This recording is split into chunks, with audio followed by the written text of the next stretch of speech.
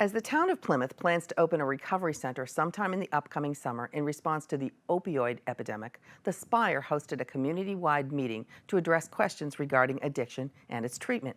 We met up with several of the speakers beforehand. Tonight is an opportunity to come together and have a community response to what's happening with the opioid epidemic.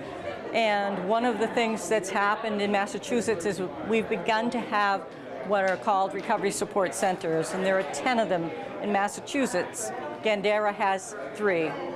Those centers are places that people can come to and they can form community and they can begin to work on sustaining themselves in recovery. The best way to really make a difference is community by community, bringing all the different sectors together and first giving them education about why we have to do this. This is a burgeoning epidemic, probably one of the worst public health epidemics I've ever seen, and we're losing a generation.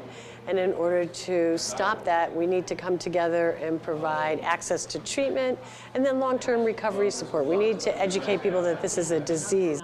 Brian Robbins, who's the director of the Hyannis Recovery Support Center, and myself, we're going to talk about what happens at recovery support centers and the hope that we have to grow community here that will support the opening of a recovery support center here someday. There's a lot of focus on treatment, but not much about what happens after treatment. So in the peer recovery centers throughout the state, what we do is we build community.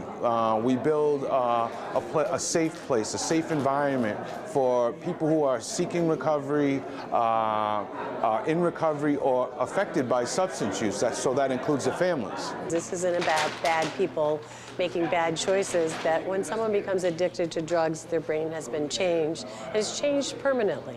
And so we have to treat them like we would a diabetic, someone with high blood pressure. We don't treat them once and say, don't ever come back to the doctor again. If you're a good person, you'll be better. And that's what we really do to people with addiction. We stigmatize them, we blame them, and we judge them. And we need to turn that around. So I'm hoping that I can help people to understand why this is really a disease and how it's been classified as a disease. We want to make sure that we've begun to educate people, that we've begun to reach out to people who are interested in getting involved, and that we form a recovery community here in Plymouth.